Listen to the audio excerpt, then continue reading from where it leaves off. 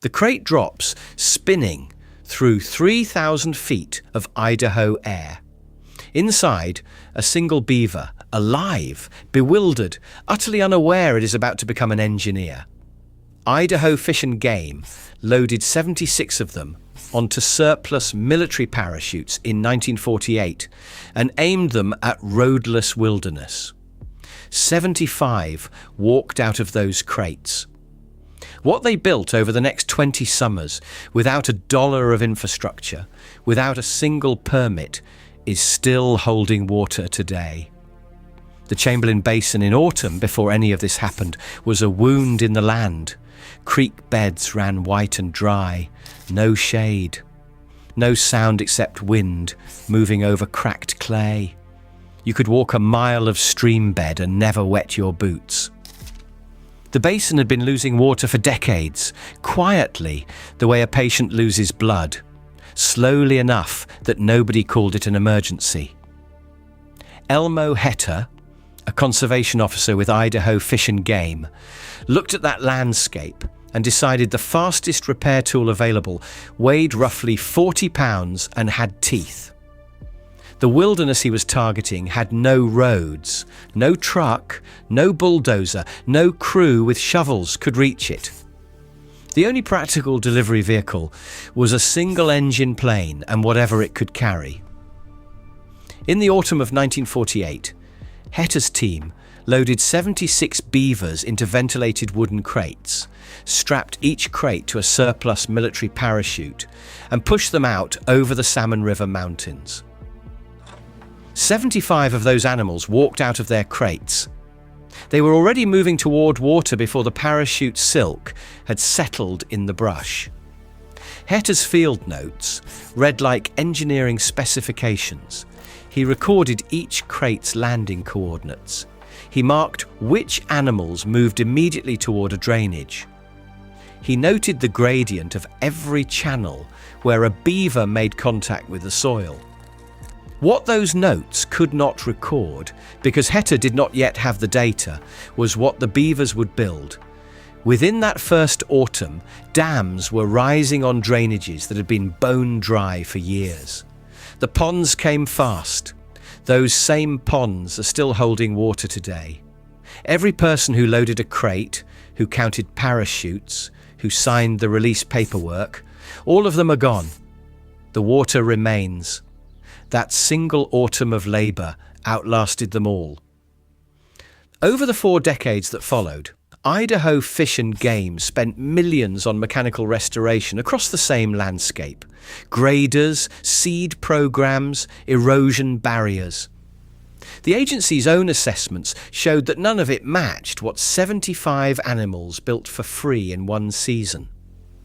The ponds exist because of a decision to stop solving a problem with tools and start solving it with biology. What the beavers did to that water table, and exactly how fast a dry basin becomes a living one, is where this story gets its weight. The Chamberlain Basin reads like wilderness from altitude. Big timber, open ridgelines, the Frank Church River of no return pressing in on every side. You would not know, looking down from a survey plane, that the ground beneath that canopy was coming apart. Elmo Heter's field assessments told a different story. Cross-referenced against University of Idaho watershed records gathered in the years surrounding the drop, those notes mapped a landscape that looked intact from the sky and was functionally dissolving at the root zone. In the upper Chamberlain Creek drainages, stream bank vegetation had retreated to within 3 feet of the channel edge. The soil behind that thin strip was powder dry, unpinned by roots, and going nowhere except downhill with the next hard rain. Along the middle fork, tributaries feeding the basin, seasonal flow had dropped to near zero for at least 4 months of every year. Gravel beds that should have carried snowmelt into July were dust corridors by May. No movement, no sound, nothing living in the channel. on the logged slopes above Stoller Meadows, erosion had stripped topsoil down by several inches over 2 prior decades. That kind of loss does not reverse in a generation. Without something holding moisture in place, centuries pass before a watershed rebuilds what a saw crew removed in a single contract season. Across the broader Salmon River headwater network, an estimated 90% of historic pond habitat had been erased since the fur trade peak of the 1820s. Every impoundment gone was a sponge pulled from a watershed that could not absorb another deficit. In the meadow, complexes closest to the drop zones, stream channels had incised, cut straight down through their own banks. The water table dropped below the root zone. Willows that once lined every bend could no longer reach it. The channel moved, the land above it dried. This is the part that made me stop and reread the field notes. Heter recorded these conditions drainage by drainage, gradient by gradient, a precise inventory of collapse. What he documented in 1948 was not a landscape under stress. It was a landscape past the point where stress is the right word. The meadow soils held residual moisture, enough to keep a green surface, enough to fool a flyover survey. But 4 feet down, the capillary connection between the water table and the root zone had already broken. The land was green the way a cut flower is green. What 75 animals were about to encounter was not a wilderness in recovery. It was a watershed holding its breath. And the question Heter could not yet answer from his field notes was whether 75 colonists, dropped blind into incised channels, would stay long enough to rebuild the table from the bottom up. Those 75 animals landed into silence. No crew waiting, no trail cut in, no human hand close enough to guide them toward anything. What happened next did not wait for a follow-up visit. Getting animals into that country had broken the agency for years before Heter ever looked up at the sky. Pack horses spooked on switchbacks. Wooden crates shattered on rocky slopes. Stressed animals died in transit before they ever smelled a drainage they could use. Agency records from multiple seasons of overland relocation tell the same story in different handwriting. Single-digit survival rates, years of man-hours. Animals trapped from irrigation canals along the lower Boise River, loaded up, hauled in, and lost. Heter ran the numbers himself. A single horse and mule relay into the Chamberlain Basin consumed more man-hours than the entire parachute operation and returned a fraction of the animals alive. The airdrop replaced all of that with 1 afternoon of flight time. The hardware cost almost nothing. Surplus military parachutes, ventilated wooden crates, and 76 animals that were already nuisances somewhere else. The agency did not invent a new technology. It borrowed one from a war catalogue and strapped it to something that already knew what to do. Gerald Meehan, wildlife manager, and I, DFG district biologist, later reviewed Heter's original cost comparison. Documents still held at the agency's regional office. What he found in those pages stopped the accounting cold. The per-animal delivery cost of the airdrop was less than 1/10 the cost of the failed overland attempts. Every season of horse relays had been paying 10 times the price for animals that never arrived. Meehan also documented something Heter could not have confirmed from the air. The animals began building dams within days of landing, before any human follow-up visit was even possible. No one directed them, no one checked on them. They simply started. Think about what that compression means. 75 living, breeding animals placed simultaneously into exactly the terrain they required, with 0 roads cut, 0 bulldozers, 0 infrastructure. The remoteness that made overland access impossible made no difference to the beavers at all. They said the terrain was too remote to restore. The beavers did not need the terrain to cooperate. Those dams went up without a permit, without a road, and without a budget line. What they held back is still sitting in those meadows today. Ponds that have outlasted every person who packed a parachute. The question now is what 75 animals working in silence actually rebuilt, and how deep that rebuilding reached. A creature does not plan a pond. It registers moving water against its legs and starts cutting. That is the entire blueprint: sensation, then action, then architecture. Within the first week after the drop, the surviving colonists felled streamside willows, trunks up to 4 inches wide, and packed them with mud across the narrowest creek crossings they could find. The current slowed. The sediment it was carrying stopped travelling and settled. That settling is not a metaphor. It is a measurable hydraulic event.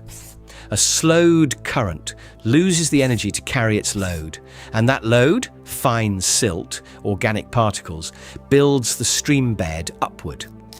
A higher stream bed backs water sideways into the meadow flanking it. The water table beneath that meadow rises. That rise can extend or more from the channel edge in a single wet season, a band of newly saturated ground that no irrigation engineer had touched, created entirely by one structure placed across one creek.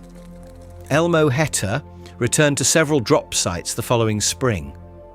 What he documented in his field notes was standing water pooled in meadow depressions that had been dry for years, held there not by rainfall but by structure, by geometry, by a dam no taller than a man's knee.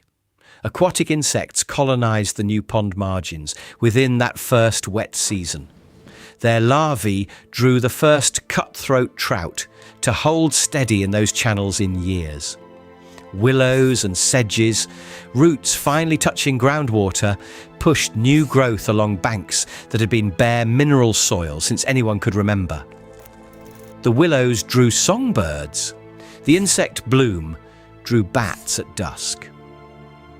By the second full summer after the drop, Heter's notes record distinct active pond complexes across the release area.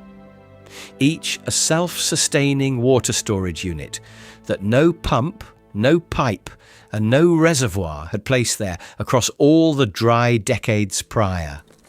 9 ponds, each one self-replenishing, each one expanding its own water table with every season the dam held. Those ponds did not restore the watershed. They restored the conditions a watershed needs to restore itself. That distinction is everything. Here is where you have to sit with the math. Heter dropped 76 individuals into a single basin. Within 2 summers, those 9 complexes held water across a combined zone that no single engineering project in the region had matched. The ratio does not make sense by any standard land restoration budget you could write. And Heter's notes say nothing about what happened in the second decade. They end with the count of 9 ponds, the trout, the willows, the bats, and then go quiet. What those structures compounded into across the following generations is a separate question and a harder one. Gerald Meehan was not an ecologist. He was a field administrator, and his job in the summers following the Chamberlain drop was to answer letters from outfitters who were very unhappy about what 76 animals had done to trails they had used for decades. The release perimeter Heter had sketched on paper assumed the animals would read it. They did not. Colony activity turned up in tributary networks nobody had surveyed, in creek forks no agency had flagged, in drainages that sat well outside the intended zone. These were not gradual drifts. Animals were crossing ridgelines overland at night, barriers that wildlife managers had treated as effective containment. The assumption that a ridge stops a motivated animal turns out to be an assumption only a manager makes.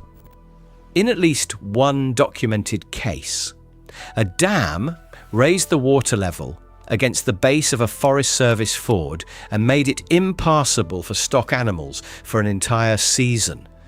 That is not an ecological abstraction. That is a horse that cannot cross and a packer who cannot finish his route. Meehan fielded those complaints season after season. He had to defend animals that were, by every ecological measure, performing exactly as intended, and by every human use measure, behaving like creatures that had never read the management plan. Both things were true at the same time. Packed earth seasonal trails turned to standing bog for weeks. Outfitters rerouted. Hunters complained. The animals kept building, indifferent to jurisdiction, indifferent to the lines drawn on maps that existed only in filing cabinets in Boise. And then Meehan documented something that tends to get left out of the complaint files entirely. Those same overflowed meadows showed measurably higher grass productivity the following summer. Not less forage, more. Outfitters whose horses had struggled on dry, thin grass terrain reported better grazing the season after the flooding receded. Meehan's notes compare pre-flood forage to post-flood forage at two affected sites. And the difference was not marginal. The animal that ruined your trail also fertilized your pasture. The same dam that stopped your horse from crossing raised the soil moisture 40 meters back from the channel edge. Those two facts arrived in the same summer. What Heter's notes never captured, because they ended before the dispersal fully unfolded, is how far those colonies eventually reached. The original drop covered a defined release zone. The animals redrew that zone every season, moving into drainages that nobody had restored, nobody had planned, and nobody had budgeted for. An animal rebuilding a watershed does not stop at the boundary you drew. The places it goes without permission are often the places that needed it most. And whether those places still hold water today, 3 generations on, is the question the next survey has to answer. Those surveys still happen. Idaho fish and game biologists walk the Chamberlain Basin with GPS units now instead of graph paper, tracing pond complexes that connect directly back to the 1948 colony coordinates Elmo Heter recorded by hand. Those ponds have held water for more than 75 years. That is longer than most of the children who were alive when those crates were packed have been alive themselves. Not sentiment, hydrology. A maintained beaver dam raises the surrounding water table by measurable increments across the whole drainage. In documented drought years, human-engineered ponds in the same watershed lost water. The beaver complexes held. 3 generations of animals built and rebuilt what one afternoon of flight time started. The landscape Heter flew over on the way in, dry, incised, the creek channels cutting narrow and fast, is measurably wetter now than it was in 1948. The mechanism is not complicated. Each dam slows water that would otherwise race downslope and be gone within hours. Slowed water infiltrates. Infiltrated water raises the table beneath the meadow. The meadow holds moisture through August when everything around it has gone brown. Gerald Meehan's successors at Idaho Fish and Game have mapped more than 40 active pond complexes in the basin. Complexes whose GPS coordinates, when overlaid against Heter's 1948 landing grid, align within a margin that leaves little room for coincidence. Here is the number that does not fit the model. Several of those active complexes sit in drainages that were not in Heter's release grid at all. Tributaries with no documented colony origin, holding water today with no recorded founding pair. Recovery is not a miracle. It is what happens when you remove the pressure and return the missing part. The system finds its own level, the same way water always does. Drop your region, and one species you have personally watched disappear from your area in your lifetime. And yes or no in the comments. Have you ever seen something come back that you were certain was gone for good? Because if the answer is yes, I want to hear that story. Share this with someone who still believes the damage is permanent, because the evidence says otherwise. Next, 41 grey wolves, reintroduced into Yellowstone's Lamar Valley in 1995, measurably changed the geometry of the rivers within a decade. Not through direct action, but through fear. The US Fish and Wildlife Service spent years defending that reintroduction against legal challenge. And the elk herds, predicted to collapse, are, in several monitored zones, more numerous now than before the wolves arrived. What that means for ranchers whose land borders the park has not resolved. The land does not wait for the argument to finish.